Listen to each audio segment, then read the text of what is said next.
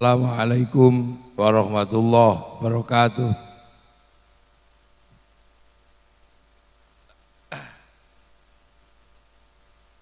Bismillah, alhamdulillah, wassalatu wassalamu ala rasulillah Sayyidina Muhammad ibn Abdillah wa ala alihi wa ashabihi wa azwajihi wa dzurriyyatihi wa ahli baitihi wa man tabi'ahum bi ihsan ila yaumil qiyamah. Para alim, para ulama, para kiai yang saya hormati, keluarga besar Bung Karno yang saya hormati, para pejabat yang hadir yang saya hormati, seluruhnya semuanya, para hadirin wal hadirat yang berbahagia. Ini kita ini ngekholi nek cara wong Jawa niki danyange Indonesia. Lha ya, danyang nek cara. Meng danyange Indonesia. Jadi kalau Bung Karno kan menggali Hasanah Nusantara sehingga jadi Pancasila. Nah, khol ini tak galikan dikit, mundur ya. Mundur tak geduk no. Ya, Kairi. Tak geduk no, tak galikan ke belakang. Jadi Bung Karno itu kalau dalam bahasa orang Blitar ini danyang. Danyangnya danyang Indonesia. Jadi orang dulu. Kalau bahasa modernnya ya founding fathers, pendiri bangsa. Iku lek Jawane iki danyang. Cuma nek danyang itu biasanya kelas kampung. Kelas desa, pendiri desa itu. Itu danyang. Karena apa? Kita ini jadi khol kayak begini. Ini khol ini. Ini khol ini biasanya kan tradisi kaum muslimin. Ini khol itu tradisi kaum muslimin. Tapi akar bangsanya ada. Makanya khol itu rame terus di mana-mana. Karena akar kebangsaan kita punya tradisi hormat leluhur. Jadi kita ini punya tradisi hormat leluhur. Cuman kalau menyebut leluhurnya itu danghyang. Kita itu menyebut leluhur itu danghyang. Makanya kalau diambil belakangnya tok, itu namanya eyang. Nah kalau lurus danyang. Abdurrahman kalau belakangnya tok Rohman. Kalau lurus Durakeman. Abdur Rasyid kalau belakangnya tok Rosid. Kalau lurus Durasid. Loh makanya danyang. Nah danyang itu orang tua dulu. Jadi dia bukan hantu. Orang tua yang punya pengaruh karena mendirikan sebuah kampung. Nah, poro danyang ini kalau orang Eropa menyebutnya grandma, grandpa. Kalau orang Cina oma, opa. Kalau orang Arab saikhun suyuh. Kalau orang Indonesia terutama di Jawa dulu nenek moyangnya Bung Karno menyebutnya danghyang. Makanya orang Jawa di sini menyebut danyang. Nah, danyang ini bukan hantu, mohon maaf. Ini gara-gara males belajar itu. Dikit-dikit hantu. Terus setelah itu beranak pinak ini danghyang ini. Beranak pinak itu ditanyain. Ada apa-apa cucunya itu nanya. Yang kalau mau nanam jagung kapan? Mau nanam padi kapan? Karena dulu nggak ada Google, jadi nggak ada googling, nggak bisa, makanya nanya lah. Ketika nanya dijawab. Setiap jawaban dari danghyang ini harus diestokke. Lah ngestokke dipegang betul. Itu namanya dipundi. Kalau orang kita dulu yang diestokno betul dipundi. Makanya poro danghyang karena dawuhnya itu dipundi, maka orang menyebutnya pepunden. Terus rumahnya namanya punden. Jadi punden itu bukan rumah hantu, itu rumah nenek moyang kita. Nah, terus ketika lama-lama makanan mulai berkurang, pertumbuhan penduduk dan ketersediaan makanan nggak imbang, maka melakukan migrasi. Ada migrasi kelas internasional, ada kelas lokal, transmigrasi, migrasi. Nah itu setahun sekali mereka rindu pulang, nengok dangyange itu, nengok danyange itu. Setahun sekali pulang. Nah makanya kita punya budaya mudik. Kita ini budaya mudik tahunan untuk nengok dangyang. Nah bawa oleh-oleh. Sing hidup dikasihkan, yang mati disembayangi. Nah nyembayangi atau mendoakan leluhur, upacaranya dikenal dengan nama upacara serodo. Maka ketika upacara serodo itu dilakoni, dijalankan, maka ada istilah nyadran. Nah ini sadranan sebenarnya. Kalau nyadran, katok kalau belum dipakai, kalau dipakai katokan. Sarung kalau belum dipakai sarungan. Nah serodo kalau belum dijalankan ya serodo, kalau dijalankan jadi nyadran. Terus dibilangi, eyangmu itu nggak mati, cuman pindah dari alam kecil ke alam besar, mikrokosmos ke makrokosmos, gitu dalam bahasa. Nah makanya karena sudah pergi tapi masih hidup, pindah alam, didoakan merui kaki danyang nini danyang. Ini landasan, makanya mendoakan leluhur itu mau pindah agama apa setelah agama datang, tradisi ini nggak pernah hilang, karena itu lahir asli dari bumi Nusantara. Jadi bangsa kita sudah beradab, tidak pernah menyia-nyiakan para pendahulu. Loh, makanya kita ini punya sama kayak orang solawatan gitu, dangdutan, nyanyi, karena bangsa kita ini juga punya tradisi nyanyi.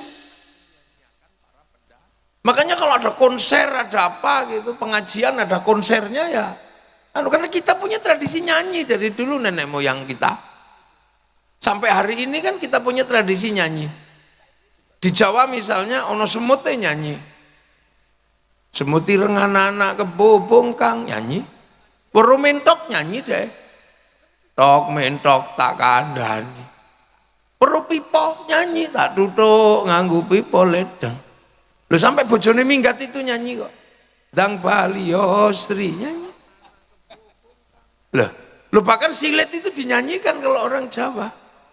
Demok silet ku dikenal. Loh, artinya makanya kita juga punya alat musik. Makanya kalau sesuatu dinyanyikan kita itu seneng. Makanya musik rap itu gak laku karena gak ada lagunya. Pagi hari saya makan, sore hari ke hall, tengah malam tidur, pagi hari hormat bendera. Ya gak laku, gak ada lagunya. Makanya kita juga punya alat musik. Makanya sekarang kalau ada dangdutan, ada konser ya ramai. Kita juga punya alat musik. Bahkan orang Eropa alat musiknya mudah bikinnya, gitar, kayu tali, kayu tinggal motong, tali kasih. Orang Arab musiknya mudah, terbang kayu kulit, kulit tinggal motong, kayu tinggal ngeruai. Tapi kita punya alat musik gamelan loh ya, bangsa ini terbuat dari logam. Artinya hanya bangsa yang menguasai ilmu pertambangan yang maju dan penguasaan metalurgi yang mapan mampu membuat alat musik dari logam. Duh, kita ini punya. Loh, makanya tradisi ini kita punya. Ini belum yang lain. Ini tak buka semua sampai subuh nggak rampung. Mungkin nanti kita buka di hall berikutnya. Duh, kan ini terus ini mesti kita tahu. Kita punya akar. Nah. Terus terkait dari danyang tadi yang serodo nyadran. Terus Islam kan datang ini ke Nusantara. Ini Islam datang ke sini mengajarkan hal yang sama. Kamu jangan lupakan para pendahulu. Ya, kamu jangan lupakan para pendahulu. Sebut dan doakan. Walladzina ja'u min ba'dihim yaquluna rabbana ighfir lana wa li ikhwanina alladzina sabaquna bil iman. Kamu jangan lupa bahwa orang-orang yang dulu bawa iman kamu doakan. Loh, makanya danyangnya Rasulullah. Rasulullah itu yang dua danyang, salah. Rasulullah itu punya danyang di Mekah sana. Yang buka hutan Mekah itu siapa? Nabi Ibrahim. Nabi Ibrahim itu yang buka hutan Mekah tadi, dari gak ada apa-apa ditempatkan anak cucunya. Rabbana ini askantu min dzurriyyati biwadin ghairi dzi zar'in 'inda baitikal muharram. Ketika berdoa kakinya ada tapak kakinya. Itu diabadikan sampai hari ini, gak dihilangkan. Terus berdoa lah, ini Nabi Ibrahim berdoa, Rabbi ja'al hadza baladan aminan. Ya Allah, jadikanlah negeri ini negeri yang aman. Maka sampai hari ini kita umatnya Rasul diajarkan jangan lupa Nabi Ibrahim. Makanya setelah Allahumma sholli ala sayyidina Muhammad, kita mesti nyebut kama shollaita ala sayyidina Ibrahim wa ala ali sayyidina Ibrahim fil alamina innaka hamidum majid. Ini wa ala ali Ibrahim nggak pernah, dan yang itu disebut. Nah makanya kita ini mencoba meniru bahwa kita punya pendiri bangsa, punya founding fathers, Bung Karno. Tapi sejarahnya bisa ditafsirkan oleh banyak. Makanya kalau kemudian wali kota dan keluarga besar mau bikin hall secara terbuka, ini pas. Karena apa? Pendiri Indonesia tidak boleh dilupakan. Founding fathers Indonesia jangan sampai dilupakan. Jangan sampai anak-anak kita ini nggak ngerti. Jangan sampai. Nah, cuman kalau Islam kan tidak, Nabi belum disebut. Makanya kita diajarkan ziarah kubur. Terus di kuburan kita disuruh mendoakan kan gitu. Makanya ada tahlil, ada yasin, dan diyakinkan orang mati itu nggak mati, masih hidup. La taqulu liman yuqtalu fi sabilillahi amwat bal ahyaun. Masih hidup. Orang-orang meninggal itu masih hidup. Makanya harus kita peringati orang-orang meninggal. Ini di kuburannya, karena kalau enggak nanti makamnya ganti. Namanya berubah, kita ini bisa repot. Harus dijelasin. Terus diajarkan karena masih hidup, diajarkan apa? Ila hadrati ila ruhi. Terus Islam mengajarkan orang mati bawakan makanan yang banyak. Makanya Pak Iben menyiapkan makanan banyak, 5.000 tumpeng. Tapi jangan dibawa ke kuburan Bung Karno. Kita makan sendiri. Biar jadi sodakoh. Makanya kemudian muncul istilah sodakoh untuk memberikan apa? Kiriman kepada orang yang sudah meninggal. Sehingga serodo nyadran klebon kemasukan istilah sodakoh. Maka kemudian ada istilah sedekahan. Sedekah dijalankan jadi sedekahan, berhubung sing meninggal wis di dalam bumi, maka kemudian juga ada istilah sedekah bumi. Begitu ada makan kiainya pasti doanya Allahumma barik lana, Allahumma barik lana, Allahumma barik lana. Lah kok tiba-tiba setiap ada makanan kiainya datang doanya Allahumma barik lana. Maka kemudian karena burak-barik, akhirnya makanan datang, ada yang menyebut barian, ada yang menyebut baritan. Ini menyebut barian, ada yang menyebut baritan. Nah, makanya kita alhamdulillah kita juga diajarkan jangan melupakan sejarah masa lalu. Intinya khol itu apa? Jas merah, kata Bung Karno. Jangan sekali-sekali sampean melupakan sejarah. Tapi intinya orang yang sudah meninggal kita doakan, kita sedekahi. Tadi sudah didoakan, disedekahi. Baru setelah itu kita bicara manakib atau sejarah orang yang meninggal. Tadi sekilas disampaikan sejarahnya Bung Karno. Tapi Bung Karno ini kelasnya kelas nasional, bahkan kelas internasional. Bung Karno ini bukan kelas lokal, beliau kelas internasional. Makanya sampai coba jalan ke Maroko sana, itu ada jalan Soekarno. Di Kuba ada, di daerah perang, daerah Peshawar sana ada nama Bung Karno.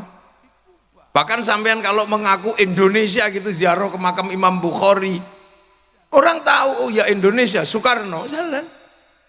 Bahkan sampai di Mekah ada pohon Soekarno.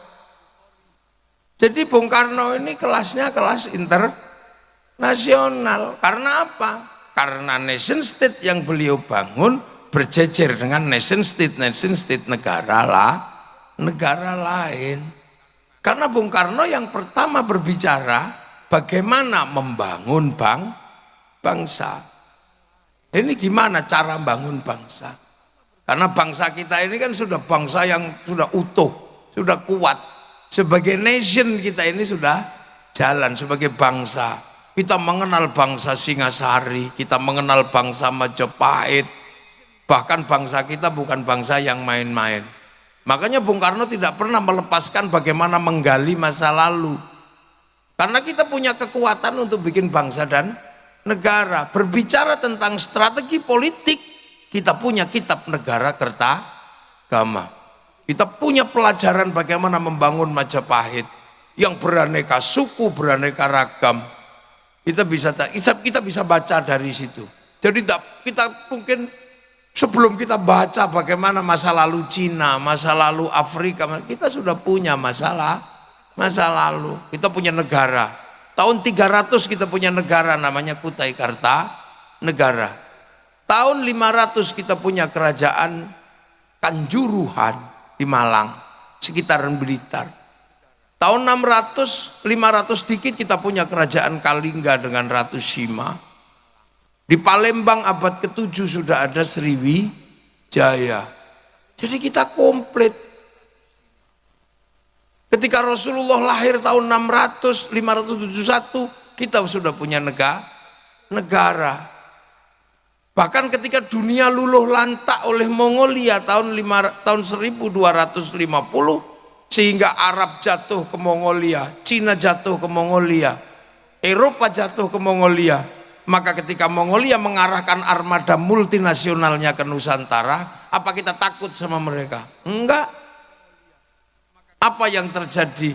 Kita lawan mereka. Kertanegara motong kupingnya Menci, sehingga mereka mendatangkan pasukan, dilawan oleh ekspedisi Pamalayunya Kertanegara. Hasilnya apa? Mongolia kalah di Selat Malaka. Satu-satunya bangsa yang pertama kali mampu mengalahkan Mongolia itu bangsa Nusantara, namanya Singasari.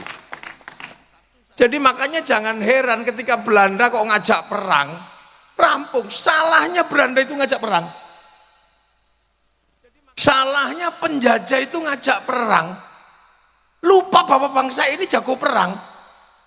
Coba kalau Belanda itu tetap stabil dengan perdagangan, mungkin kita nggak akan merdeka. Belanda itu strategi tetap dengan gaya VOC gitu ya. Terus misalnya dagang, ya rugi-rugi dikit, atau badi-badi dikit, mungkin kita juga masih dengan politik divide et impera.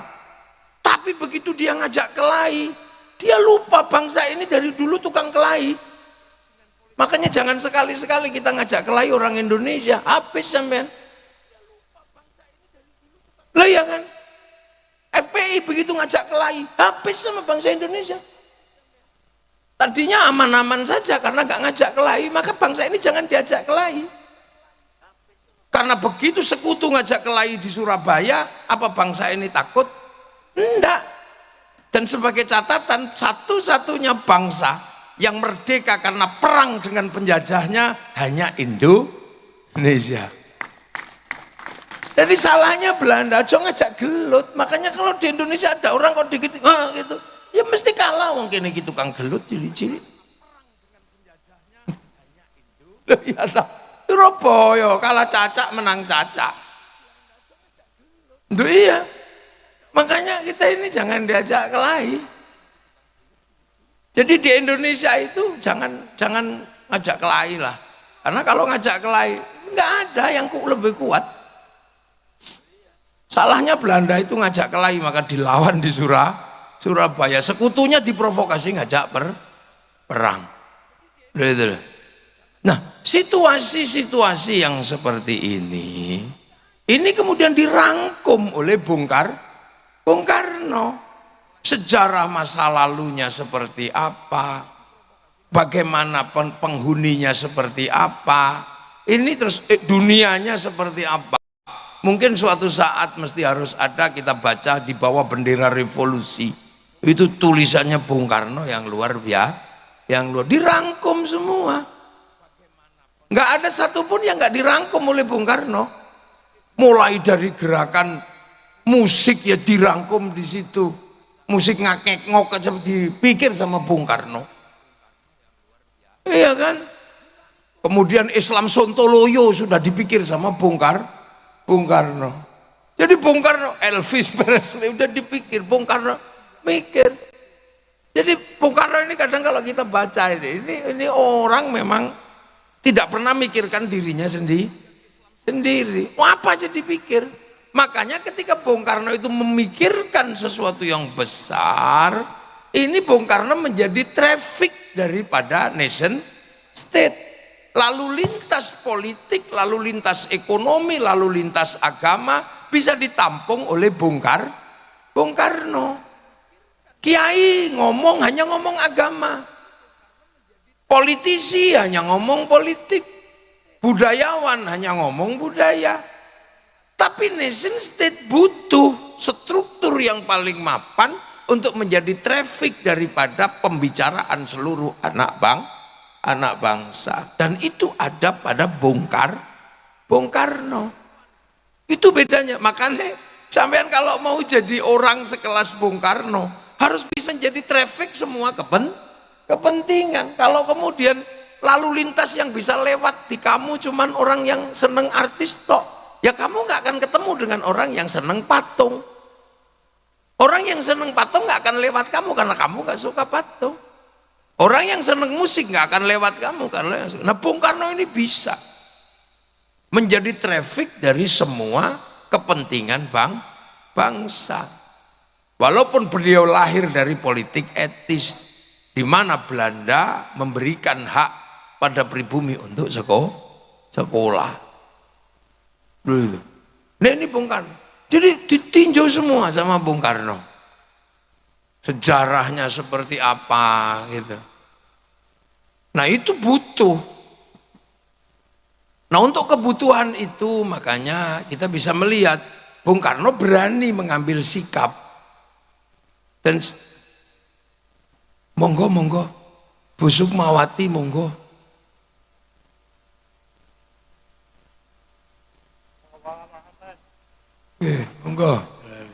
Monggo Bu Sukma monggo.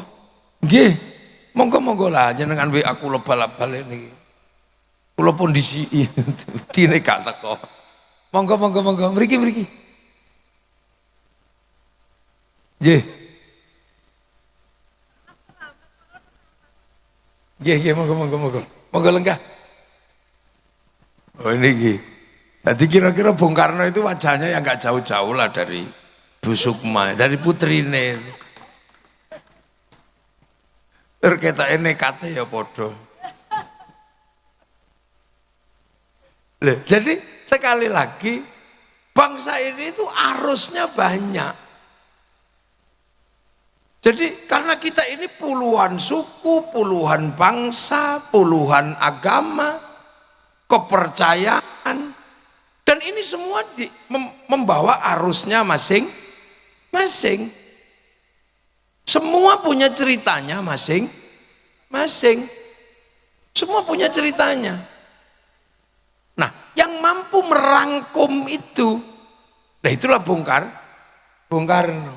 Itu kekuatan Bung Karno sebenarnya adalah menjadi trafficnya semua orang yang pengen bangun bangsa Indonesia dari ketertindasan imperialisme dan kolonialisme di waktu itu. Itu kekuatan Bung Karno.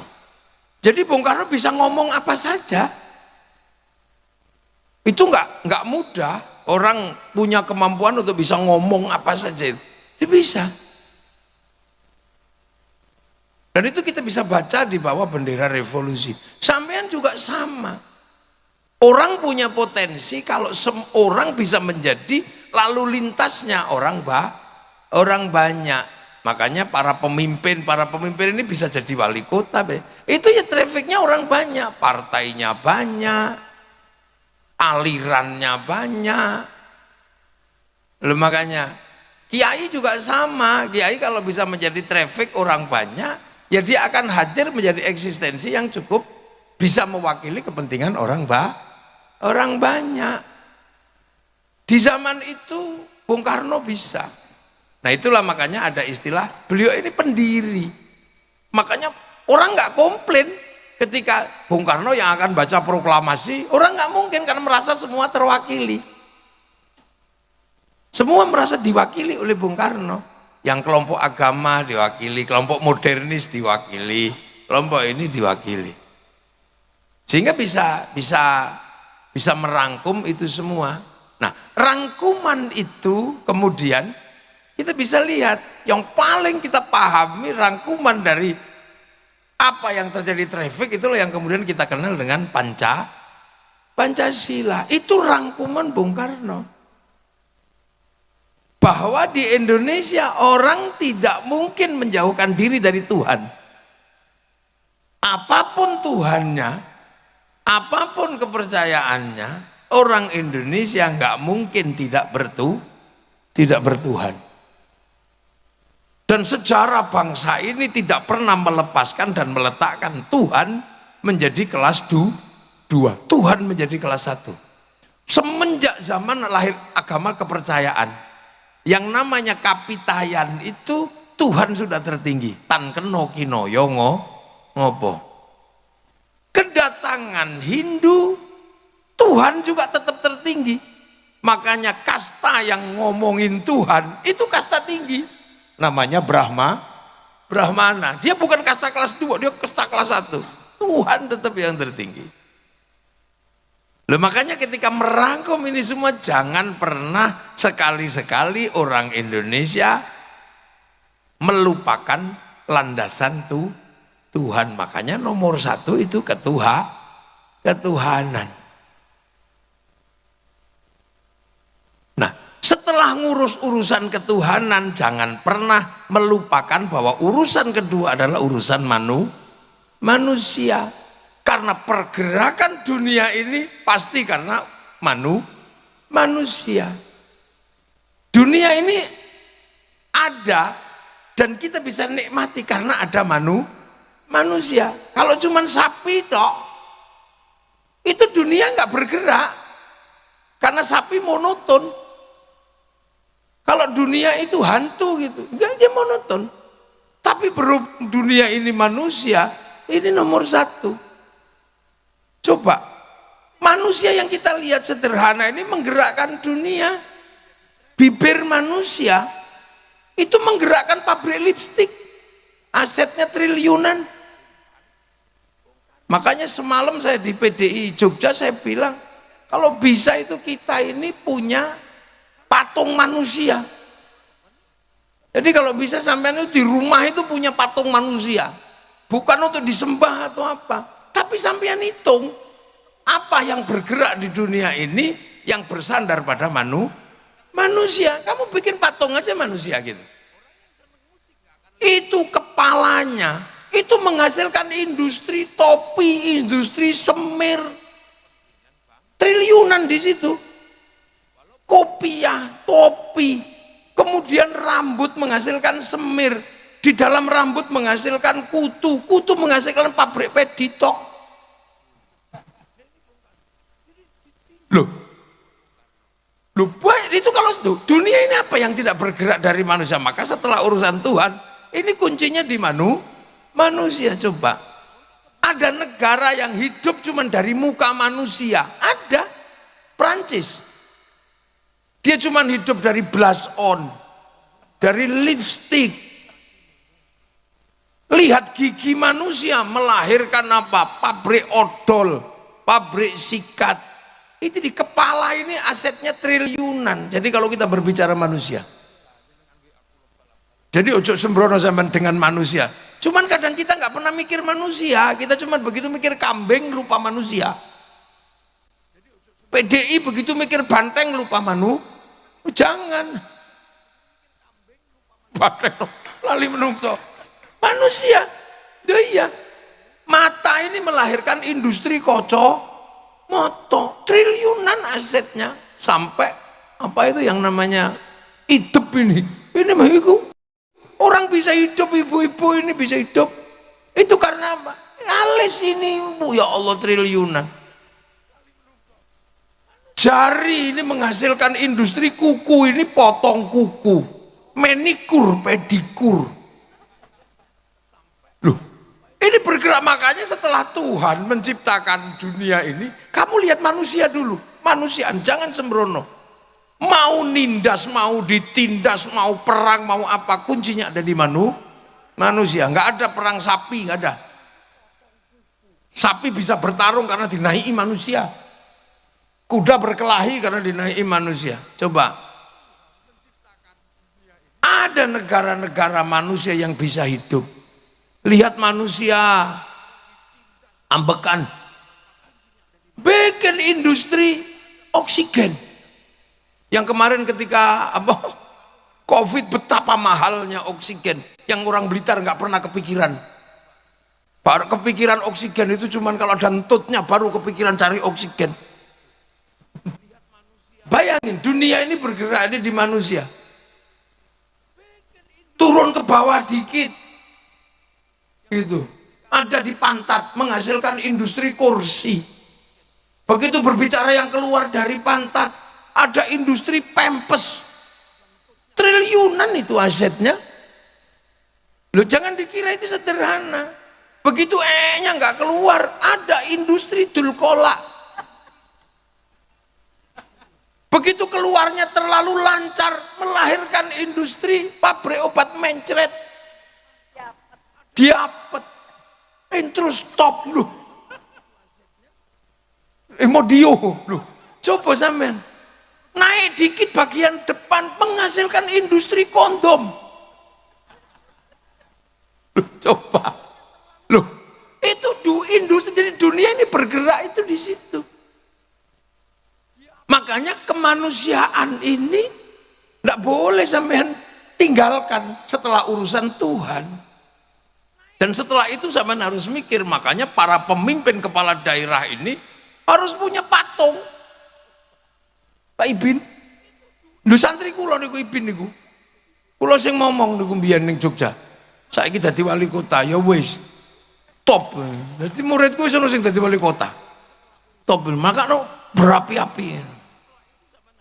Mendemonstran niku. Lho, jadi coba, apa yang tidak ada dari manusia coba? Ada syuting. Itu syuting, itu kenapa? Karena manusia pengen gambarnya ada.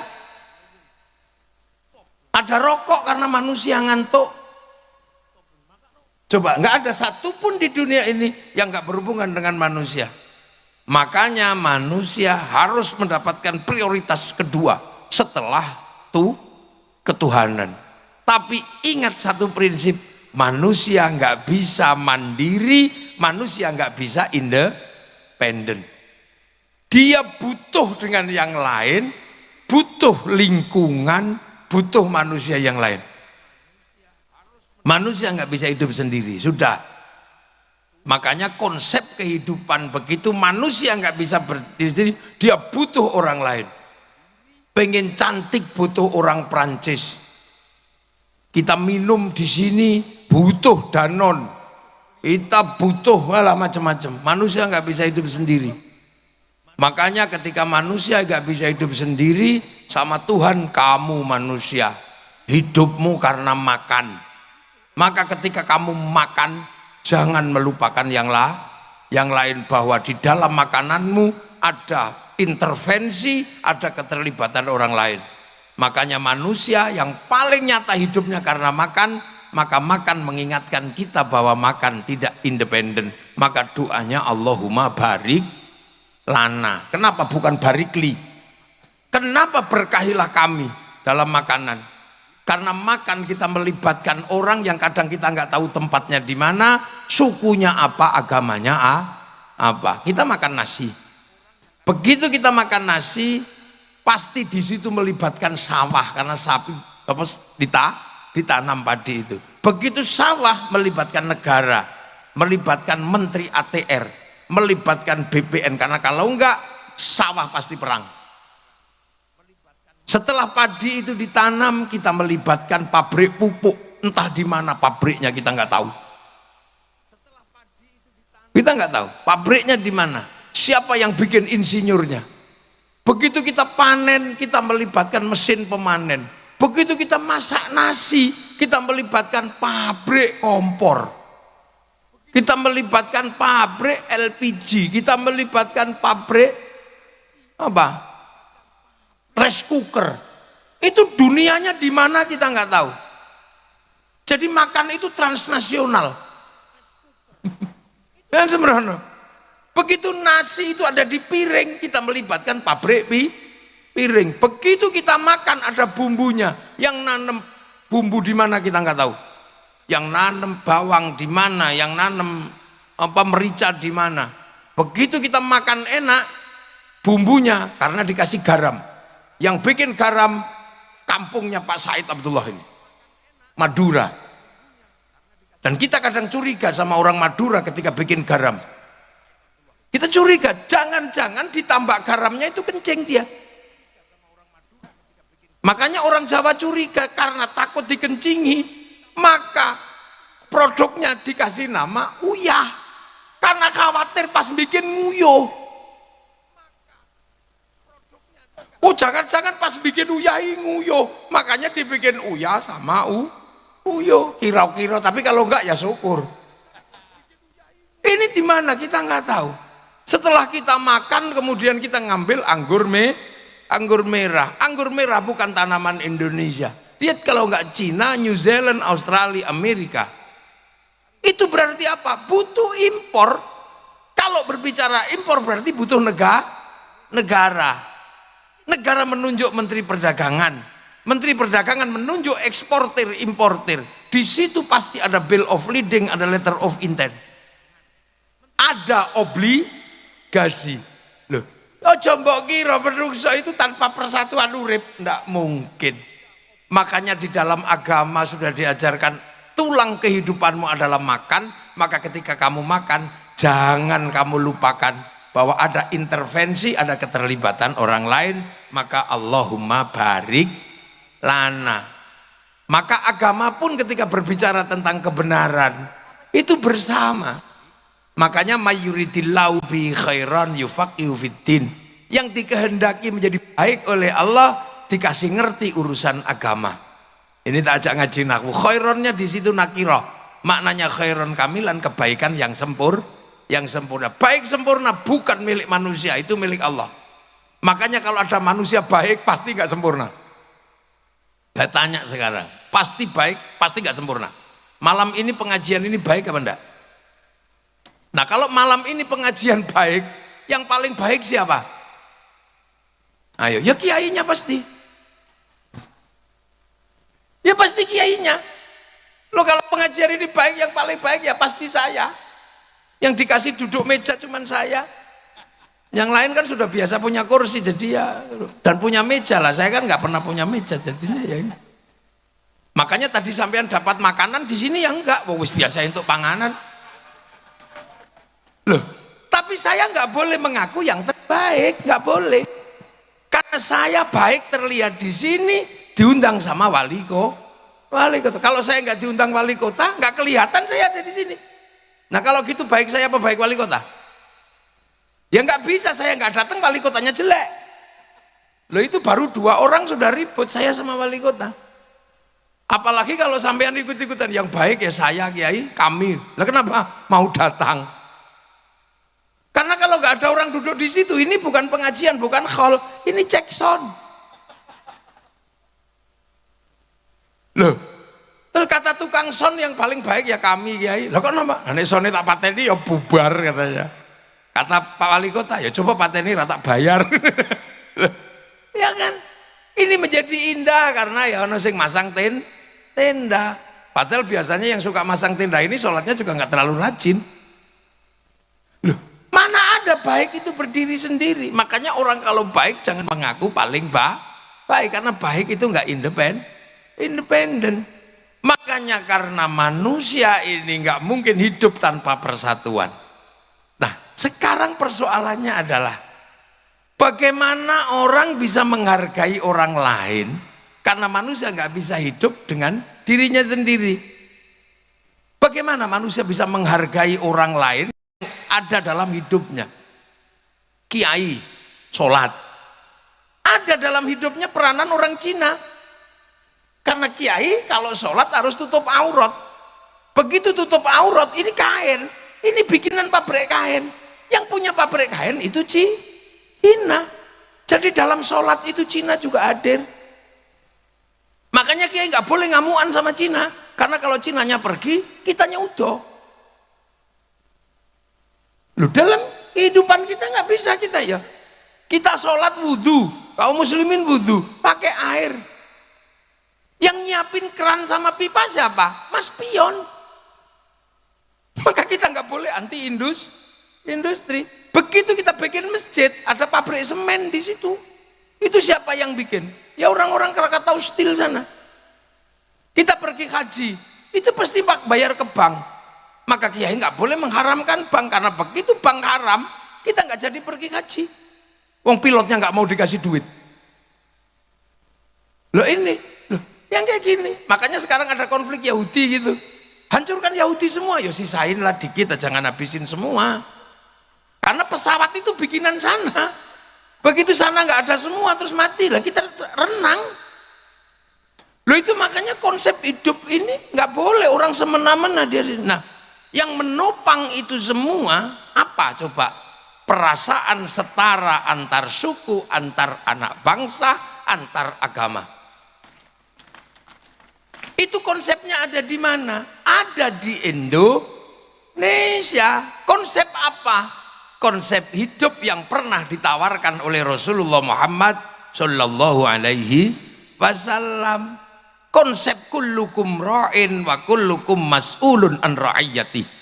Kalian semua adalah para pemimpin yang harus hidup saling tanggung jawab antara yang mimpin dan yang dipimpin. Konsep bertanggung jawab dalam perbedaan suku, bangsa, agama, tapi hidup setara, itulah yang disebut ra'iyah. Ra'iyah itulah yang akhirnya dipakai oleh pendiri bangsa ini untuk menyatukan perbedaan menjadi rakyat.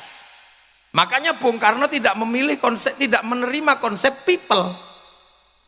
Karena kalau people itu vox populi vox dei, suara mayoritas suara Tuhan. Begitu dia mayoritas, dia diktator mayoritas. Makanya ra'iyah tidak menerima konsep khilafah atau ikhwanul muslimin. Ra'iyah juga nggak bisa menerima konsep, Bung Karno nggak menerima konsep komunis. Karena komunis itu adalah diktator mayoritas, sama diktator proletariat. Makanya konsep yang dipakai adalah ra'iyah, yang akhirnya antar suku yang berbeda bisa setara, antar agama yang berbeda bisa setara. Nah itu yang kita kenal dengan konsep rakyat. Akhirnya yang tadinya kawulo di Jawa bisa mandiri bilang kulo. Yang tadinya hamba sahaya bisa tegak bilang saya. Yang tadinya abdi di Sunda bisa bilang abdi mah. Yang tadinya orang Banjar pukulun bisa bilang ulun. Itu karena apa? Karena konsep ra'iyah atau rakyat. Maka persatuan hanya bisa dijalankan kalau manusia menggunakan prinsip kerakyatan. Dan satu-satunya muslim terbesar dunia yang bisa mempraktekkan menggunakan konsep ra'iyah hanya muslim Indonesia. Terus mbok arani Bung Karno yu ora santri ngono kira-kira. Bisa menerapkan konsep itu. Saudi kembali menjadi kerajaan. Beberapa negara di Timur Tengah komunis. Kita menggunakan idiom yang asli. Makanya ra'iyah itu kalau ngumpul namanya musyarakah. Apa musyarakah? Yang tadi saling bersekutu, saling melengkapi. Cina melengkapi, Jepang melengkapi, orangnya nggak datang, Sonnya datang. Orang Korea nggak datang, Samsungnya datang. Ya datang semua ini loh. Nah itu musyarakah yang kita jadikan istilah lokal masyarakat. Makanya musyarakah ini indah dan itu di Indonesia terjadi. Nah, musyarakah ini kalau mau mengambil keputusan musyawarah wasawirhum fil amri, bermusyawarahlah dalam berbagai urusan kamu. Makanya konsep musyawarah ini kemudian terlembagakan, majelis permusyawaratan rakyat, dewan perwakilan rakyat. Idiomnya masih idiom yang sama. Maka kemudian majelis dan dewan ini membentuk lembaga mewakili musyawarah, membentuk panitia lah. Panitia ini kita bisa lihat sudah tidak lagi berbicara kamu sukunya apa, pengen kepala desa daftar, pengen jadi bupati daftar, pengen jadi DPR daftar, semuanya punya hak yang sama, nggak pernah dibedakan kamu turunan siapa, kamu siapa. Setelah daftar, karena ini demokrasi prosedural, cari teman sebanyak-banyaknya. Kalau nggak bisa cari teman sebanyak-banyaknya, beli. Nek duwe ya piye meneh. Itu konsep musyawarah. Makanya yang nata dulu yang digali oleh Bung Karno ini kerjaan siapa? Kerjaan para wali. Nah, kenapa di Indonesia Anda mengenal wali? Karena dulu Indonesia itu Hindu, kasta tertinggi Brahmana. Makanya yang bisa imbang berbicara dengan Brahmana para wali. Saudagar nggak bisa ngomong agama di Nusantara karena saudagar itu kastanya Sudra. Ya, wali. Makanya akhirnya penataan ini oleh Bung Karno dilembagakan menjadi wilayah. Al-wali, al-wilayah. Jadinya apa? Konsep ra'iyah, musyarakah, musyawarah menjadi wilayah yang disebut NKRI, Negara Kesatuan Republik Indonesia. Hasilnya apa? Arab satu bangsa pecah puluhan negara, Cina satu bangsa pecah puluhan negara, Afrika satu bangsa pecah puluhan negara. Kita puluhan suku bangsa agama mampu bersatu dalam satu negara kesatuan Republik Indonesia. Lah itu, makanya ini kerakyatan menjadi landasan. Terus yang mimpin siapa? Harus orang yang jernih, hatinya penuh nilai ketuhanan. Hati yang penuh ketuhanan nilainya disebut hati yang penuh hikmah. Maka kerakyatan aja bisa dipimpin oleh hikmah. Ini bahasa-bahasa padat yang luar biasa, yang saya nggak yakin orang sekarang bisa menggali bahasa yang padat itu. Oleh hikmah, kebijaksanaan. Ingat, kebijaksanaan. Karena apa? Tempat orang di mana-mana. Kalau misalnya presiden Indonesia asalnya dari Jakarta, kok yang diurusi Jakarta tok. Jadi Bupati Blitar itu asalnya dari Kecamatan Pelingi. Kok yang diurusi Pelingi tok. Itu bukan bijaksana, itu bijak sini. Loh, makanya kebijaksanaan bukan kebijaksinian. Butuh permusyawaratan dengan konsep perwakilan, akan tercipta keadilan sosial bagi seluruh rakyat Indonesia. Loh, ini nggak ada lagi yang cerita sekarang. Nggak ada bahwa ini butuh darah dulu. Untuk tegaknya NKRI itu butuh darah. Jangankan NKRI, mendirikan bendera itu mati dulu orang. Yang sekarang harganya 15.000 mungkin, itu dulu mati teman. Karena ini negara, karena berhadapan dengan negara yang lain. Di Jogja takut biar gak ditembak itu kalau mendirikan merah putih, taruh dalam rumah.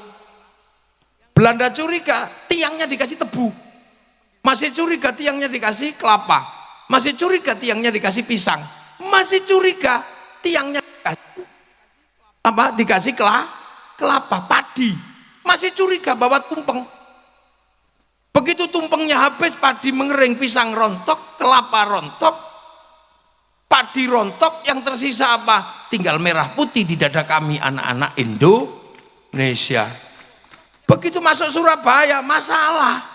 Merah putih biru, Surabaya gak kena di kalah cacak menang Cacat. Begitu merah putih biru disobek, hasilnya apa? Berapa ribu yang mati berkalang tanah. Itu demi berkibarnya merah putih. Sekarang merah putih udah nggak minta nyawa, cuma minta gini dok.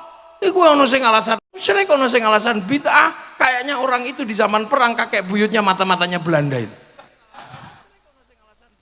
Jadi menjadi bangsa itu enggak kok terus kemudian idiom slogan dia diperjuangkan. Makanya ketika menjadi Indonesia ini ada yang berkalang tanah yang disebut pahlawan, ada yang disebut pejuang, veteran, itu semua bergerak kan gitu, itu semua bergerak dan itu dialami langsung. Bung Karno di penjara, dari penjara ke penjara, dari suka miskin. Padahal Bung Karno itu kalau mau hidup enak gampang, wong orang pinter zaman segitu. Iya, orang pinter zaman segitu kan nggak terlalu susah. Ikut Belanda aja udah beres. Jadi komprador. Tapi beliau memilih jalan perjuangan yang pasti terjal. Ditopang oleh beberapa kekuatan, ayo traffic yang berbeda-beda memerdekakan bangsa pakai Pancasila. Nah ini nggak ada yang cerita sekarang. Amerika itu konsen dengan cerita seperti ini agar bangsanya tetap dikenang sebagai masa lalu oleh anak-anak masa depan. Kita bisa lihat betapa mereka konsen di film Hollywood, mulai dari Wild West sampai The Last of the Mohican. Dia ceritakan, bayangkan diganggu sama Vietnam, dia bikin Rambo 1 sampai 6. Bangsanya diganggu secara spiritual oleh Cina, dia bikin American Shaolin, American Kung Fu. Diganggu sama Jepang, dia bikin American Samurai, American Ninja. Bahkan samurai terakhir dari Amerika namanya Tom Cruise dalam film The Last Samurai. Duh. Mereka jelaskan gagal dengan apa? Saddam Hussein Hot Shot 1, 2. Gagal dengan terorisme bikin 12 strong. Ini tercatat, mereka ceritakan semua. Cina, mana dia berhenti menceritakan ular putih sampai ular hijau. Dari Wung Fei Hung sampai Sun Gokong, dia ceritakan. Karena tahu bahwa bangsa ini nggak boleh melupakan sejarahnya. Dia ceritakan, Jepang, lebih berat lagi di Jepang. Karena semangat membangun bangsa dengan menanggung beban luar negeri namanya dumping. Semangat Bushido diceritakan, semua diceritakan mulai Oshin sampai rezim Tokugawa dan restorasi Meiji runtuh, diceritakan dengan epik yang luar biasa dalam sebuah cerita Samurai X dengan tokohnya Rurouni Kenshin. Loh, ini dibangun. Malaysia, pernah nggak sampean bayangkan bahwa Malaysia sedang mencoba menceritakan bangsanya? Dia kembalikan bangsa Malaysia, orang Melayu kepada Si Upin dan Si Ipin. Si Ipin dan Si Upin nggak boleh lupa, fundamen bangsa Malaysia ada keterlibatan orang India. Maka kenalkan Si Upin dan Si Ipin dengan anak kecil namanya Jarjit. Dia nggak boleh ribut dengan anak-anak Cina, kenalkan Mei Mei. Dia nggak boleh ribut dengan anak Indonesia, kenalkan Susanti. Loh, ini bangsa lain kerja. Malaysia Korea menceritakan apa? Dia ceritakan dari meja makan dengan derai air mata namanya drakor. Hasilnya apa? Dominasi finansial, kemandirian bangsa mereka dimulai dari membangun apa? Glorifikasi bangsanya masing-masing. Amerika mengeluarkan sejarahnya, produk Amerika masuk ke Indonesia laku semua. Mulai dari celana jeans sampai McD sampai segalanya laku karena glorifikasi mereka berhasil. Glorifikasi orang Jepang membuat produk-produk Jepang laku di seluruh dunia. Glorifikasinya orang Korea membuat makanan Korea laku, pakaian Korea laku. Dan terakhir, tragis sekali, saya ini generasi 90-an, generasi rock. Iya, generasi rock, generasi saya itu. Musik rock yang dulu melegenda bahkan mampu menjebol perang dingin antara Amerika sama Rusia, itu namanya Metallica. Dia konser di Moskow di lapangan merah, pengunjungnya 6 juta. Semua menganalisa nggak mungkin bisa dikalahkan, bahkan Woodstock juga nggak akan bisa mengalahkan, karena konser itu menjebol perang dingin. Itu sejarah yang nggak mungkin bisa dilupakan dalam situasi luring. Begitu ada COVID, diajar sama BTS. Sekali konser yang nonton 100 juta orang lebih. Seminggu 4 kali, 1 tahun saya hitung pemasukan dari BTS yang ceng itu. 1 tahun pemasukan ke Korea 2.500 triliun. Kalah korupsinya Wilmar yang cuman 11. Loh, ini duit semua sampean, jangan dikira. Loh gitu. Makanya waktu itu Bung Karno begitu jadi bangsa, apa yang beliau pikirkan? Berdikari. Mari kita berdiri di kaki sendiri. Tapi tantangan terbesar Bung Karno adalah Hitler yang jatuh, 45 mati, 48 Jerman jatuh. Apa yang terjadi? Pisah antara Soviet sama Amerika. Bung Karno dipaksa, you mau ikut Soviet apa ikut Amerika? Enggak, non blok. Maka kemudian bikin Asia, Afrika, macam-macam. Dan enak ketika bikin non blok, karena apa? Intelektualnya nasionalis. Balai Pustaka sebagai pusat pengetahuan ditanya, kita mau berkiblat kemana kalau kita non blok? Apakah kita akan menduplikasi Eropa? Enggak. Ada novel berjudul Salah Asuhan. Apakah kita akan menduplikasi model Arab? Enggak. Di bawah lindungan Ka'bah. Apakah kita akan menduplikasi Belanda? Oh jangan. Tenggelamnya kapal Van der Wijk. Apakah kita akan bangun murni Indonesia? Siti Nurbaya. Jawaban. Tapi Bung Karno bertahan di situ juga nggak mudah. Karena apa? Gelombang industri dunia bergerak menyasar seluruh masyarakat dunia. Akhirnya kemudian hanya bertahan dari 45 mendekati 65. Kemudian bangsa ini ada yang nyelip, membawa apa? Membawa sesuatu dari luar yang akhirnya kita harus apa? Membuka diri karena perubahan yang ada di luar. Masuklah kapitalisme model baru namanya developmentalism. Nah akhirnya ya sudah, Bung Karno terjatuh. Nah dengan berbagai epiknya, ada dinamika PKI, ada dinamika apa. Ini sebenarnya adalah perubahan yang harus ditanggung oleh Bung Karno yang mau bertahan dengan berdikari. Karena tetap mempertahankan konsep marhen, punya sawah sendiri, dikelola sendiri, itu masih bisa. Tapi semakin lama orang hidup seperti itu nggak bisa. Karena di sawah yang tadinya cuma butuh pawon dapur, butuh kayu, sekarang butuh kompor gas, itu industri. Sudah nggak bisa begitu. Kemudian beli kompor gas pakai WA, Bu kirim kompor gas. Begitu WA, yang terlibat adalah Mark Zuckerberg. Loh, iya kan? Mark Zuckerberg pakai cloud di sana. Begitu kita bilang, ya sudah pakai transportasi, semua sudah nggak bisa. Ini dunia baru, dunia digital. Makanya kita harus mempersiapkan diri menghadapi dunia digital. Ini harus kita hadapi. Ketahanan digital.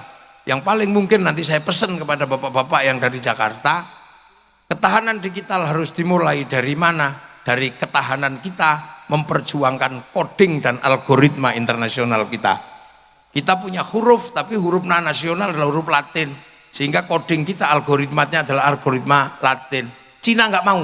Cina menggunakan algoritma sendiri, huruf sendiri masuk dalam domain internasional, sehingga dia bisa lawan Amazon pakai Alibaba, dia bisa lawan WhatsApp pakai WeChat, dia bisa lawan Facebook pakai QQ Runner. Kita nggak bisa punya ketahanan digital. Nanti itu Pak Ganjar, para petinggi-petinggi negara. Saya cuman usul aja, wong saya cuman bisanya gawe raja. Algoritmanya itu algoritma abjadun hawazun. Lah ya, ini negara. Nah, Bung Karno menghadapi problem di situ. Ya sudahlah, akhirnya bangsa ini terus bergerak dan sampai hari ini bangsa ini melewati fase yang sangat panjang. Dan nanti entah sampai kapan, karena orang juga harus berpikir ini Cina apa Amerika. Loh, Ini harus terjelaskan karena apa? Bangsa ini mempersiapkan bagaimana bisa produksi. Makanya kalau kiai sih sederhana, yang lain itu biar diurusi sama politisi-politisi dan orang pinter-pinter. Kiai mempertahankan keutuhan bangsa dan negara. Itu tugas kiai. Kita jaga. Makanya cara kiai menjaga NKRI itu sederhana. Yang penting rukun. Makanya kiai itu kalau apa-apa agama selalu menjadi landasan kerukunan. Kiai doa, ya biar rukun, doanya bareng kiainya yang doa, santrinya amin, amin, amin, amin, amin gitu. Yang lain sudah nggak mau doa bareng-bareng, doa sendiri-sendiri gitu. Santri kiai nggak, karena santri kiai bagian dari perjuangan NKRI. Maka kalau doa tetap bareng-bareng. Begitu yang doa kok tambah banyak, diajak ke alun-alun Blitar, namanya istighosah. Akhirnya ro'iyah ngumpul, rakyat semuanya ngumpul. Yang ngaji datang untuk ngaji, yang jual bakso datang untuk jual bakso. Kerukunan terjaga, roda ekonomi berputar. Itulah yang bisa kita lakukan. Belum makanya kiai itu sholawat. Ya nggak sendirian. Kalau sholawat bareng-bareng nggak bisa, Bu Sukma. Saya lagunya Rhoma Irama. Lawat bareng-bareng, bendera laku, apa aja laku, sampai kemudian semuanya laku, roda ekonomi berputar, kerukunan terjaga. Peringatan Maulid Nabi, kita kumpul di mana? Kita keluarin uang, iuran, setiap bulan santri iuran, bikin kegiatan bersama yang sifatnya apa? Edukasi publik. Kerukunan terjaga, roda ekonomi berputar. Makanya santri-santri ini nggak punya uang. Pondok-pondok jelek-jelek, bikin WC aja angel. Makanya karena apa? Duitnya habis untuk merawat NKRI. Maka tugas partai-partai politik membantu. Tugas bupati bantu. Karena enak loh, kiai mogok, polisi juga susah. Kalau kiai tiba-tiba mogok, nggak lagi merawat kebangsaan, sampai tadi bupati angel. Lu coba COVID itu kan ada kiai, wow judek sampean, melarang orang Jumatan. Untung ada kiai, tinggal ngomong aja, kiai Jumatan libur, Jong libur besok ya, alhamdulillah. Coba yang larang polisi, ya dilawan. Terus tiba-tiba kiai disuruh ngomong COVID, kiai ngomong COVID. Lah kiainya kan nggak ngerti COVID itu apa. Ya akhirnya kiai ya sesuai fakta gitu aja. Saudara-saudara, hari ini zaman digital, dosa manusia terbanyak ada pada dunia digital. Membuka pakai jempol bisa ngomong apa saja. Maka dosa ada pada jempol dan mulut. Maka Allah menurunkan corona, tangan harus pakai hand sanitizer, mulut harus pakai masker. Betul? Betul. Padahal kiai ini ngarang. Ini ruang, makanya terorisme begitu ngomong, kiai ngomong teroris, semua kiai ngomong teroris. Ketika bangsa ini terancam, mana ada kiai menghentikan diri? Karena apa? Kiai ini penerus para wali, punya tugas untuk menjaga wilayah dan wilayah itu NKRI. Dan itu Bung Karno mampu merawat itu semua. Tinggal nanti ke depan bangsa ini mau seperti apa? Tantangannya kayak apa biar dipikir sama calon presiden Indonesia. Loh kan gitu ya, Pak Ganjar kan calon presiden Indonesia. Kalau kemarin kalah sama Pak Prabowo, mungkin tahun depan bisa menang lagi. Ya kan gak ada yang tahu. Kayak Pak Jokowi, Pak Prabowo kalah, maju lagi, kalah lagi, maju lagi, menang. Panjenengan masih muda aja kok. Kalau 3 kali kalah ya 4 kali. Sak menangin. Lah ya, santri-santri ini kan yang penting bagaimana NKRI ini terjaga. Makanya jangan salah bahwa konsep kebangsaan ini sinergi antara yang dibangun oleh Bung Karno dengan nalar bangsa Indonesia karena digali dari masa lalu ya. Amma ba'du. Dan ini baru mukaddimah saya. Loh kiai itu kalau ngaji kan pakai amma ba'du, kalau sudah amma ba'du berarti pembukaan selesai. Saya belum mulai ngaji nih. Tapi kalau bisa tahun depan Pak Iben ada sapi yang dipotong. Beli sapi lah wong kol Bung Karno kok tumpeng tok gak ono sapi ini. Loh iya kan. Oh Pak Said yang mau beli sapi tahun depan. Iya, masak kaldu. Oke.